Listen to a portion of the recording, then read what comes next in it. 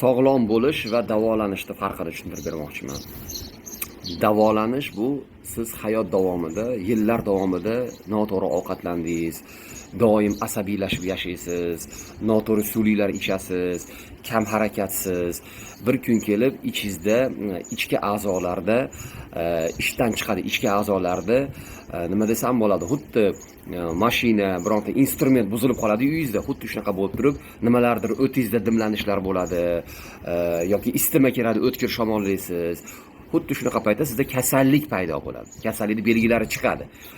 O'tkir kasallanishda mana xuruj bo'lgan paytlarda, og'riq bo'lgan paytlarda, qon ketish, avariya holatlari deymizmi, umuman o'tkir holatlarda albatta zudlik bilan mutaxassisga boriladi. Ya'ni doktorlarga, oliy ma'lumotli shifokorlarga boriladi. Kasalxonalarga, poliklinikalarga sizga birinchi yordam ko'rsatadi. Hayotingizni saqlab qolishga yordam beriladi. Ya'ni siz o'tkir holatdan chiqarib berishadi 7 kun, 10 kun davomida. Endi bu davolanish deyiladi. Sog'lom bo'lish umuman boshqa narsa. Ya'ni inson o'tkir kasallangan paytda albatta doktorga borasiz, sizga birinchi yordamni ko'rsatiladi va siz 7 kun, 10 kun davomida davolanib chiqasiz. Davleniya tushadi, isitma tushadi, o'tingizdagi og'riqlar qoladi, qanaqadir bellaringizdagi og'riqlar qoladi, yana qanday qayt qilishingiz to'xtaydi. Kasallikning belgilaridan qutulasiz kasallikni. Ya'ni ajriq deb, o'simlik deb oladigan bo'lsak, siz ustilarini qirqtirdingiz o'simlikni. Ildizi qoladi o'zingizda. Uyga ketasiz, bir necha haftadan keyin, bir necha oydan keyin qaytalanasiz. Nimaga? Siz kasallikning belgilarini yo'qotib keldingiz 7 kun, 10 kun davomida.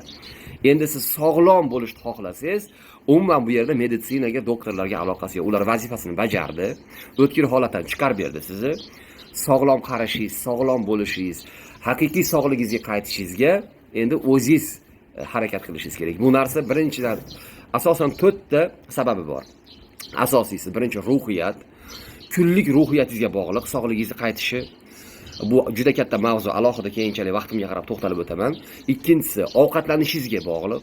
Uchinchisi qanday suyuqliklar ichyapsiz bir kun davomida, shunga bog'liq. To'rtinchisi harakatingizga bog'liq. O'shuning uchun shu 4 ta narsa sizni sog'lom bo'lishingizga sabab bo'ladi. Endi ruhiyat haqiqatda bitta etapi. Buni ayrim ruhshunoslar bu ruhiyatni sog'lom bo'lishi sababini bilyapti. Hech qanaqa dori kerak emas, sport kerak emas, ruhiyat bilan zo'r qilaman degan mutaxassislar chiqqan. Yo'q, yolg'on bu narsa. Ruhiyat sog'lom bo'lishda bir qismi xolos. Ikkinchisi ovqatlanish. Dietologlar aytadiki, yo'q, ovqatlanish tartibga solsa bo'ldi, odam yaxshi bo'lib ketadi to'g'ri ovqatlanish bilan. Yo'q, noto'g'ri. To'g'ri ovqatlanish ham bir qismi sog'lom bo'lishdi. Uchinchisi suyuqlik ichish. To'rtinchisi sport yoki harakat, piyoda yurishlik.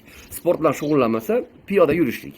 Shu to'rala nimalarga, punktlarga amal qilinadigan bo'lsa, siz sog'lom bo'lishni boshlaysiz. Agar bu to'ralasiga siz ahamiyat bermasangiz, kunlik ruhiyatingizni tartibga solmasangiz, ovqatlanishingizni tartibga solmasangiz, suyuqlik ichishingizni va piyoda yurishingizni, harakatingizni tartibga solmasangiz, siz yana qayta kasal bo'laverasiz, yana больницаga borasiz, yana poliklinikaga borasiz, yana qayta kasallanasiz.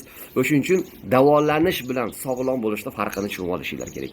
Ya'ni o'tkir holatlarda, kasallik xuruj bo'lgan paytlarda albatta doktorga borasiz.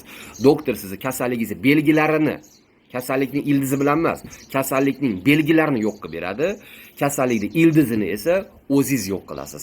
Ya'ni buni o'zini tartib qoidalariga amal qilgan holatda ruhiyat, ovqatlanish, suvli ichish va harakat. Ularda har bittasiga vaqtimga qarab turib alohida to'xtalib o'taman.